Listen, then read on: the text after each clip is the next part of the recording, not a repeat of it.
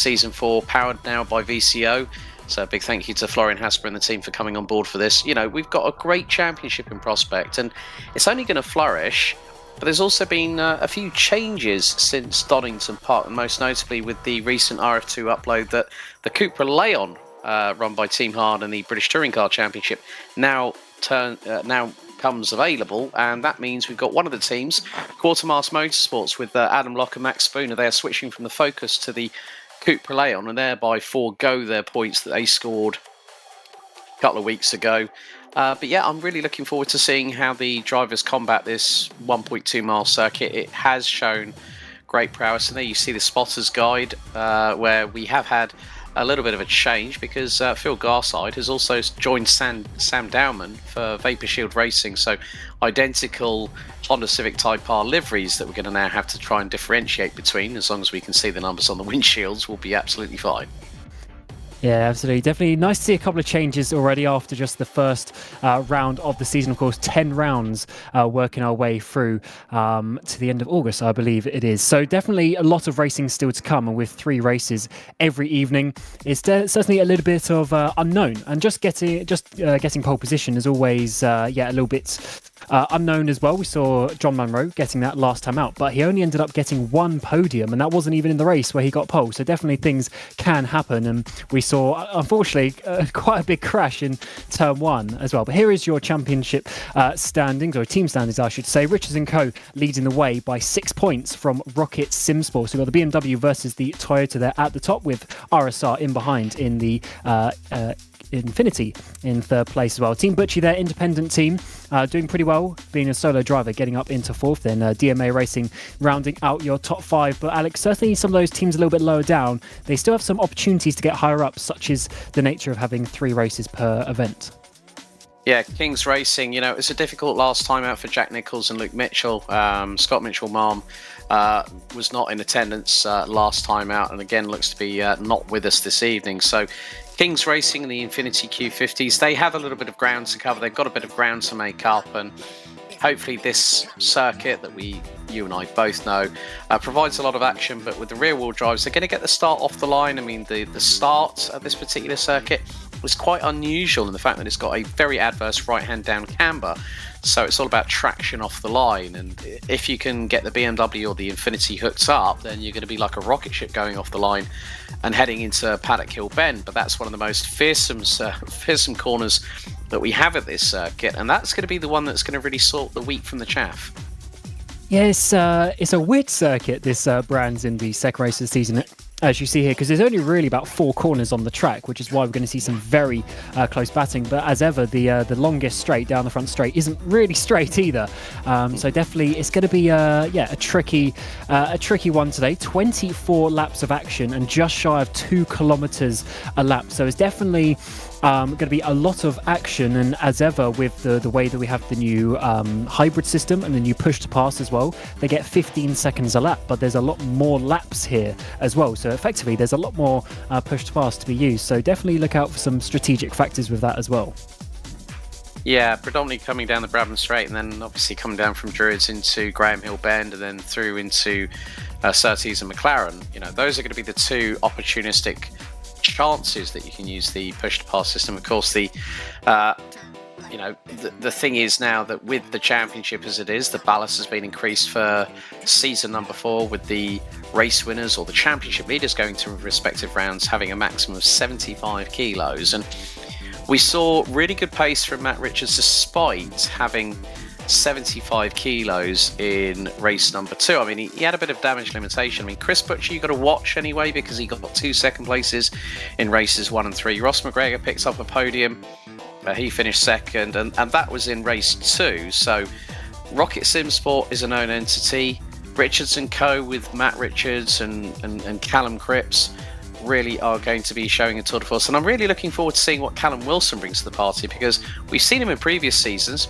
He's had some flashes of brilliance, but hopefully he can really muster that number 444 BMW, because he only, he didn't have the best run, let's be honest, at Donington Park. He had a DNF, 0 points in race 2 and scored 6 points in race 3. So he's probably got a little bit of a chip on his shoulder and a point to prove. And of course, talking of the ballast, because we now have the championship standings, ballast is in play for the qualifying and the first race based off the championship standings. So obviously Matt Richards leading the way after that first round. He yes, in the qualifying in the background, he was 3/10 off that pole position, but of course with the massive ballast that comes with leading the way. So I think it does look like the ballast is going to be a pretty major factor in terms of how the qualifying is going to look and how therefore race 1 looks, and then of course race 2 carries on from race 1 and etc. So as the ballast goes on, I definitely think that's going to be quite a big factor. Looking how close the field is as well, really just a second pretty much covering the majority of the field, and even just 3/10 covering really the top 10. So yeah, just it's going to be very close racing, and these little factors, and also of course where you choose to use the option tyres, you have to use it in one of the 3 races. Where you put that strategy into it, I think is definitely going to be a big factor too. Yeah, it's. I mean, the big thing is that Rocket Simsport are down a man tonight. No Ross McGregor. We've also got Kyle Benton, who showed some good pace at Donington Park. He's not due to attend. We did have Max Spooner from Quartermaster Motorsport as an unknown, but I did WhatsApp him before the broadcast and say, "Are you racing tonight?" Yes, probably participating rather than racing like I was at last time out. And there we see the 87. That's Dan Herlock in the one of 2 RSR Infinity Q50s, the other one being Ryan Elliott's, and he was definitely put through the ringer last time out at Donington Park. Incident after incident for the 66, and he really, we've seen him as a race winner in this championship. So can he make some headway this time around? Yeah, Elliott's an interesting one. He's always a fast driver. We always see him up towards the front, but as you say, the event last time out, those 3 races just seem to prove how his racing goes sometimes. He always seems to end up in a couple of incidents, some his fault, some maybe not, but I'm pretty sure all 3 races he had a few issues. And someone else also to look out for is who we just saw there with Butcher as well. He's always up towards the front and generally will have some good results, but of course being an independent driver maybe isn't quite as prepared when you have all the teammates. And here is Max Spooner with that Quartermaster team. Of course, changing to the Cupra, which is a nice addition. It's definitely a car that quite a few drivers like. It's a pretty good looking car, and also good, Alex, that we can get pretty much the spread of almost all of the BTCC cars that we have available in our Factor 2 on the grid. Yeah, definitely. I mean, the Cupra is a bit more compact in terms of its wheelbase.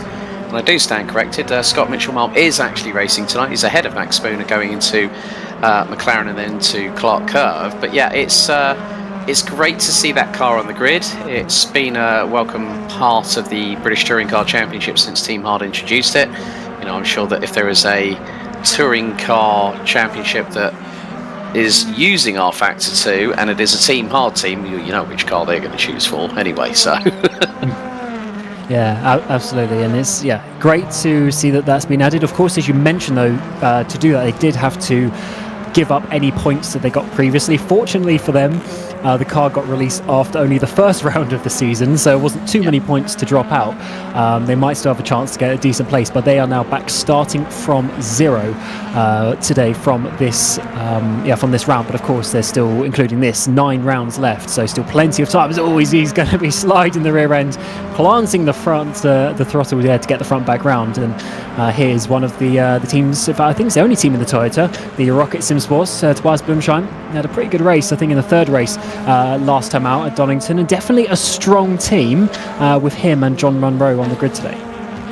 Well, Munro's been a known quantity. I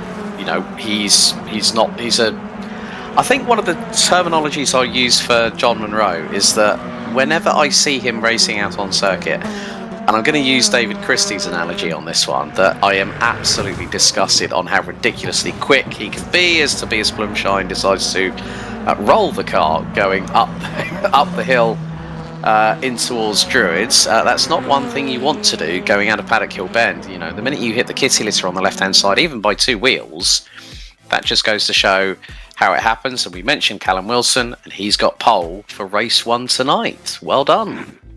Yeah, he certainly does, and that is going to put him in a great position, because he is on I believe 0 ballast as well, because he was so far down in the order after the issues that he had in Donington. So he's going to be very fast in this first race, and as ever, you need to try and make some points up when you can. Just trying to see what tyres he's got. Yeah, he's got the options as well for this race, so he's going to be looking very fast in this first race. 24 laps though around here, so there's definitely a lot that can happen, but it's going to be a very confidence-inspiring race for him. If he can get out the front there, if he can hold on to it, he's going to be looking very good as the drivers come to the grid. And then we'll see basically where all the other drivers have come out. There's a pretty even stack of the options and primes over the course of the 3 races. I believe we're going to have 13 in this first race, then 8 and 8 for race 2 and 3. So as ever, the choice of when you use your tyres can be quite important. Yeah, especially if you're wanting to make up points early in a round, but then sometimes for consistency, especially if you know that you're going to be in a race where you've got big ballast on the car, you've got less opportunity to use the hybrid assist, the push to pass, through 2 particular main talking points that I said earlier on, the Rotherham Straight and Cooper. It's about how diligent you can be with that as well over the course of the race duration. And yeah, the minute they start using all that push to pass, if you run out of it, then you're going to come a cropper, because there could be people behind you with less ballast or no ballast at all, literally firing it up the inside. I mean, how many overtakes have we seen over the years up from Paddock Hill Bend through into Druids, and someone just fires it up the inside because they've got complete belief in the car and they've got the speed to facilitate that. And that's what's going to be quite crucial. You've got to pick your spots here at Brands Hatch. I mean, coming down from Druids into Graham Hill Bend, I've seen it on other competitions where people have come 3 wide and the person on the outside is literally flying into the barriers, exit stage left. But then it's also about track limits, because this is a circuit that is unforgiving. It's very, very narrow, and the barriers aren't too far away, just off of the grassy verges at some points of the circuit, especially going through from Graham Hill Bend down the Cooper Straight. That's going to be a possible contact point where these drivers will want to not get into any kind of trouble. Yeah, and into that chicane sort of sequence at Surtees as well. That's always a place where you see a driver or two dive their nose down the inside, and yeah, such a risky part of the track. It's so narrow. As you're saying, the walls are so close. Maybe not that specific corner because they've got all this grass runoff here, but it's definitely a place where you can come a cropper very easily. And I think the bit that you were mentioning there from Paddock Hill Bend, that run then back up the hill in towards Druids. As you say, if you just get your left-hand wheels on that bit of gravel, really slows you down. And I think we're going to see a lot of dives into Druids, as ever, just because of the nature of the corner. But also in general, with how close it was in the qualifying session, there was literally hundredths of a second between people. You're going to have to start being a little bit more aggressive to make those moves, because I definitely think the race pace is going to be close between the drivers, and therefore sometimes you have to get a little bit more aggressive. Yeah. And it is also that risk versus reward factor as well. If you know that you can risk it, you get the reward, you feel $1 million. When you risk it and the reward doesn't pay off, and your car and somebody else's car might end up in a little bit of a contretemps, it's one of those situations where it's part and parcel of touring cars. And we've seen that over the years here at VMO TCUK, and I don't expect anything different tonight. I mean, 24 laps, okay, when you consider it, that's probably over 35-40 miles worth of racing per race here tonight. But that is going to go by like nobody's business. Before you know it, you'll be on lap 5, and then you'll see the checkered, because you'll be concentrating so significantly. The focus on these drivers is going to be absolutely ridiculous. And plus also, sim racing is mentally and physically demanding. So this is going to be one of the toughest challenges on the calendar, guaranteed. It's just the fact that they've just got to push and just do what they can. Yeah, you're right. Even though the laps, or there's a lot of laps, because they're short, they go by very quickly. And as you mentioned, there's pretty much only about 4 kind of corners that you have to really think about on this track. So therefore, when you start thinking about it corner by corner, all of a sudden you just go 1, 2, 3, 4, 1, 2, 3, 4. And when you get the level of racing, the chaos of racing that we see sometimes is definitely going to be yeah, a tricky one for some of these drivers. And as ever, you got to keep a lid on it as well. If people start, sending it down the inside of you a little bit too aggressively, of course you got, maybe give it back a little bit, but you've always got to keep that level head and not get too involved. Although, to be honest, what we did see in a couple of races, the two races that Richards won, he sort of got to the front and then started to pull away, and then in the second race when Herlock won a couple of weeks ago at Donington, he got into the lead, but then there was so much carnage behind that their battling just let Herlock get away into a massive lead as well. Yeah, Brands Hatch is a very different circuit, because if you get a lead, you're going to be hard pushed to keep it. It's a difficult circuit to lead out here, Cam, and whoever gets to the front of the grid, whoever gets to the front of the field, after the lights go out, whether it's a BMW, whether it's an Infiniti, the rear-wheel drive cars have been known to get the edge off of the line. But sometimes we have seen it in seasons past where front-wheel drive has actually done the better job, just hooked it up that little bit better. And there's going to be a lot of wheel spin off of the line coming at, on the first race, because everyone have done practice, qualifying, and then the session resets, and then it just puts everyone on the same sort of carte blanche, doesn't it? Yeah, certainly does. Yeah, it's going to be interesting to see how that works out over the course of the season with, of course, the front and rear-wheel drive cars. The push-to-pass or the hybrid system doesn't get activated to, I think it's like 120 kilometers an hour, something like that as well. So they can't use it straight away. So it's all going to be about the drivers getting off the line. But as ever here, it's quite a short run actually towards that first braking zone, especially if you're on the front couple of rows. So the race sort of craft that you have to do, trying to get a different line maybe down the hill, because as ever, if you go wide, you can get a tighter run, especially on the front wheel drive cars, really getting a nice exit up the hill. That's always going to be a bit of a factor. But then you will see 2-3 cars wide going into Druids, and it's not the widest part of the track, so there's definitely some opportunities for some cars running into each other. And as ever, we do like to see some aggressive driving, but hopefully everyone just stays calm and gets a little bit tight. And so we're just having a couple of issues here getting to the grid. So while the race control sort that out, we'll just go to a quick intermission and we'll be back in a few minutes.